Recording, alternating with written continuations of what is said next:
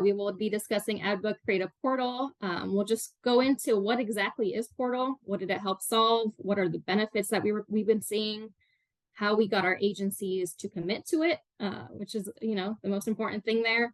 And then we'll go into specific portal automation emails and the actual UI itself. So first, what is Portal?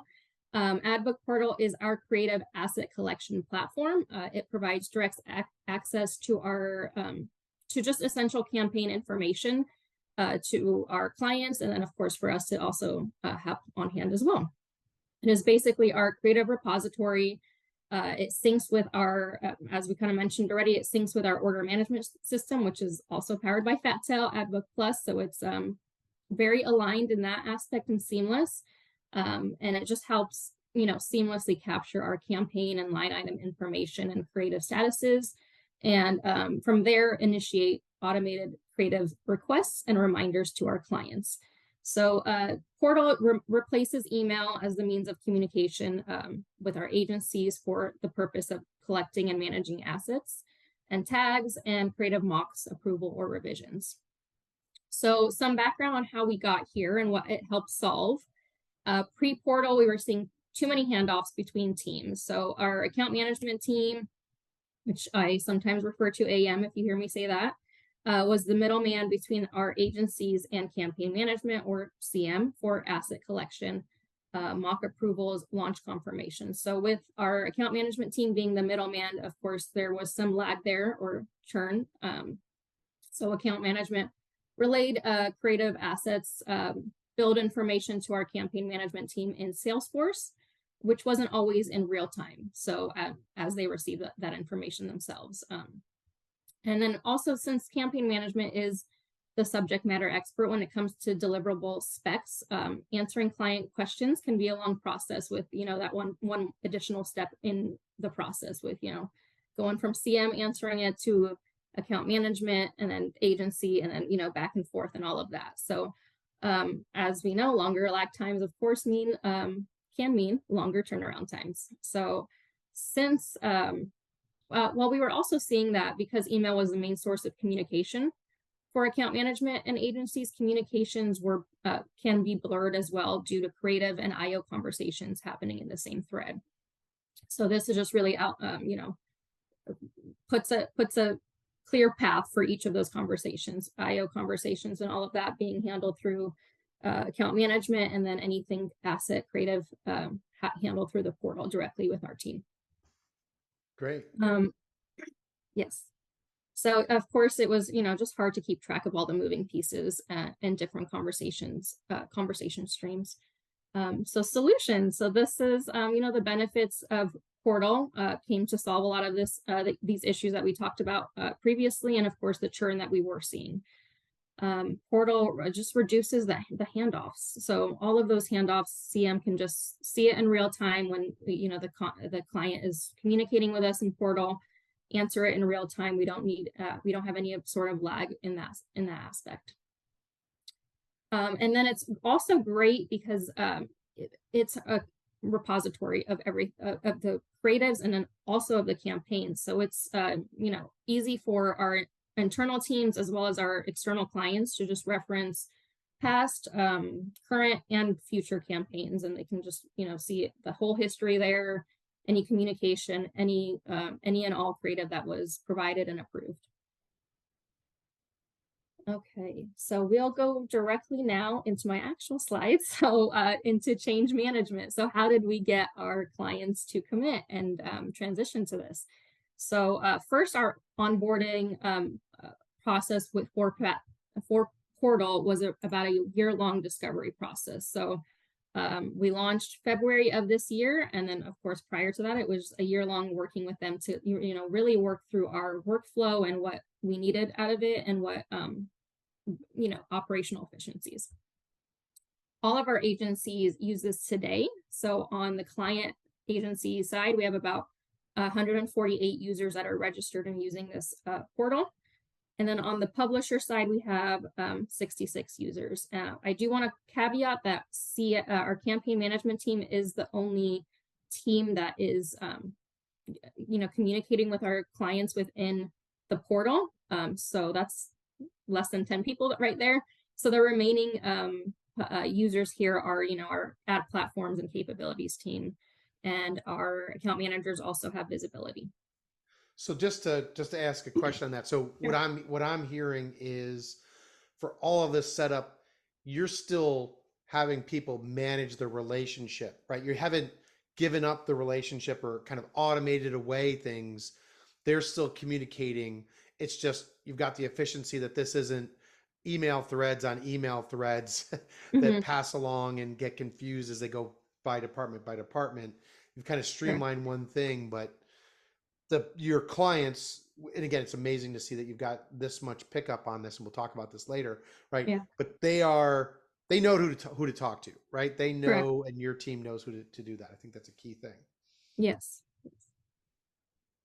Yeah, and then with that, just time savings that we've been seeing for our teams since launch, our account management team through about 3 hours per week per team member that they've been seeing a benefit there, and then our CM team up to 9 hours per week per team member. So just great benefits on time savings for sure. Absolutely. And then continuing on, how did we, get this communicated out to all of our different clients? So we took a very affirmative approach to our communication. Leading up to the launch, we created training materials and videos. So that included, step-by-step process docs, like, every area of the portal, what they do when they get on, screenshots, just really thorough process documentation. And then our videos to support that. So video trainings, again, very similar to the process docs, but just a visual now of, navigating the portal, best practices, how do you actually, upload and receive creative mocks and all of that. We had 3 different emails that were sent out different times. Our first one was right after the holidays in January, very early January. The second was more of a sneak peek, and I'll get to the specific templates shortly. And then the third was a week prior to launch, just basically really outlining everything that they had to do, to get login information, and of course, where to reference training material. And then we also held 2 training sessions, 45 minutes each, that just, again, really went into detail of the portal overviews and whatnot. And then agencies had they could attend both trainings if they wanted to, or if they just wanted to attend one, that was fine too. We had at least 75 people attend each training, so definitely adopted well. Some pushback we heard, which we still want to bring up as well, is that this is different than any other publisher and creates 2 work streams. That was more something we heard in the beginning. Now that they've adopted it well, we don't typically hear this. I feel like they've seen the benefit on their end as well. And then they were afraid that they would have to upload creative by creative type. However, there is a solution for this that we brought up, and they use right now it with just bulk uploading, which I'll get into in the slides to come. So to date, we have not solved for automated tags, because I know some agencies just have those tags sent automatically. We have an internal process for that. We do on the CM and take those tags directly from the emails, upload them into Portal ourselves so that they still live there. And then from there on out, any sort of communication is still handled in Portal from the agency and ourselves. Okay. Okay, so this is a little just screenshot of our first email that was sent January 6th. And then I think I did mention that we did launch on February 27th. So first communication, January 6th, a template that our account management team put together just so that each account management can send it to their respective clients. Basically introducing Portal, what it does, what the benefits are, and what's to come in the next couple of weeks for them to get more familiar with it. And then after that, we sent a second email on January 17th, basically giving them more of a sneak peek, a lot more screenshots down here if you were to scroll, but basically thorough screenshots of the portal, what it looks like, just getting them a little bit more familiar with what's to come for them. And then email number 3 sent a week prior to launch. And then again, this one just really highlights everything that, the benefits again, really wanted to hone that in, like what, make it easier to upload creative, send tags, provide feedback for creative, custom creative, all within the same system. And then again, giving them access to that training material with the very thorough process documentation for video demonstrations, and then also that they should be receiving an email to register. And then also calling out when the live demo sessions would be, and then, of course, sending those meeting invites out to them. Okay, so now getting into what we see at, from Portal in terms of automation and as well as within the UI. So I'm going to cover creative reminders, which is basically a reminder email that you see here that sends out a notification to the client. And we have these specific, different cadences. So, and that's totally customizable. So we have it like, for example, 20 days before the first start date, 15 days before the start date, like, different cadences if we're still needing anything. These are not sent if obviously we have everything on hand, like they're not going to get a notification that anything is missing. But this is more so saying, hey, you have a campaign coming up within however many days. We need, asset specs or assets tags, everything that's outlined here. Please log into the portal and upload appropriately. All this information within the automated email is customizable. We helped put that together, but it, again, just kind of highlights what we need. It links to the portal directly to their campaign. And it also has this attachment right here that if opened, just again, outlines everything within their booked campaign that we're in need of.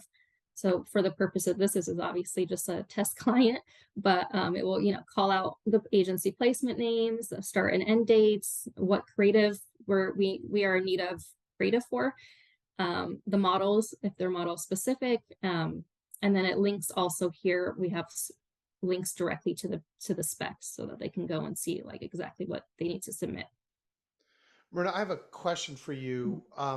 When it comes to the creative reminders, in an operational mindset, it makes so much sense, right? Like, again, if I don't have the creative yet, Yeah. just send them a note. From a sales perspective or account management perspective, this is where I feel like the human factor comes in, sometimes helps, sometimes gets in the way, right? Of like, Yeah. oh, this particular client, let's not push them too hard. I don't want to upset them, to others where it's like, I couldn't send them enough reminders to get them on and so forth. How did that conversation kind of play out internally in terms of setting kind of how this works, and how much do you actually customize to the client, to the salesperson, or have you learned best practices and say, this is the way we do it? Yeah, I think we've learned best practices. I mean, in terms of the creative reminders, again, they're only sent if there's a need for creative. So we've, even since February, we've definitely assessed the cadences that we have set in place, and then, removed if we felt like there's way too many of these going out. So we've definitely shrinked them a little bit in terms of how many go out. But also for the clients that we feel like may just not, maybe overlooking these, just an assumption, we're just getting that vibe. We do leave comments too to make it more personable, and like they're seeing that interaction between a real human. Great. So yeah. Great. Let's see some more. Okay, great. Okay, next, along the same lines, once they log in or once they click into the summary of what's missing, they'll be directed to the summary tab within the UI. So you'll see that basically each campaign has a summary, creatives, and comments tab. And the summary tab, again, is just a reflection of what is booked on their campaign and the status. So if it's, trafficked already, it would say it's trafficked, good to go, nothing for them to do there. If it's needs creative, it would say that in a review. It means, they provided something, but we're, reviewing it to see if everything's good. And then, again, same information in terms of start and date. And then this link down here is to our specs as well, so that they can also go directly to the specs from here as well. Okay, so the next type of automated email is our creative submissions email. And this is provided anytime assets are submitted to us, or we're providing mocks back to them. So we get this notification. Again, this is customizable again, but it just, oops, basically says, creative has been submitted to this campaign, log in, links you directly to portal. And that's it. So then from here in the actual UI, on that creatives tab, the agency, they come in, they see they need to submit creative, they click on this add creative button over here. They'll see, creative template that they can, this drop down will have all the different creative templates within their buy. Or they also have an option to, which I mentioned before, just bulk upload. So there's usually an option that we just called creative asset pack. So if they just want to upload everything at once, and then our team does our thing with sorting through things out, that works as well, and we see that that's used more often than not. But if they also just want to upload by actual creative template, then they have that option too. Name it whatever they kind of want to name it that hints at what it is, and then just drag and drop or upload directly, and then you can see what was uploaded here, and then just submit. Once they submit that, that's when we would get that automated email that I just previously showed. Right. And then that's what we see when we log in as campaign management. We just click on that download assets, and everything is downloaded up for us to then do what we got to do, mocks, traffic, whatever it may be. Great. And then for the mock portion, say we took those assets, we created mocks if it's units that require mockups. Get that up to, all together, with whether it's in a PowerPoint or Word document, whatever it may be. If we click on that edit now, we'll see these two options. We can go into creative mockups, and then again, just upload, hit submit, and then now they get that notification that they have mockups to review and approve or revise. So then now looking at comments, being the last one here, again, this is automated directly anytime a comment is left within portal. So the email, we would see, who left the comment, again, the campaign information. So you can easily track that. And then also what the comment is. So you see it directly here, but then when, you want to respond, go back, click right into portal, takes you to that third tab here, and you can see the comment, reply, and, keep that communication going back and forth with whatever needs to be communicated. That's really it. I just wanted to add a few quotes from our campaign management team on just their thoughts. So Tara saying, it's easier to gauge when to expect asset retrieval and approvals from the client. The response time is definitely quicker, and she was estimating more of like 5 to 10 hours weekly when she had higher level of effort accounts. And then from Laura on our team, I would say several hours a week. This is when I asked how many hours does she feel it saves. This was very early on when we first launched. So I would say several hours a week for sure, because we know exactly what to ask. So there isn't the clarification we need to provide AMs. There is no delay in requests the AMs may have had. We can answer the agency questions right away instead of having the AM be the middle person.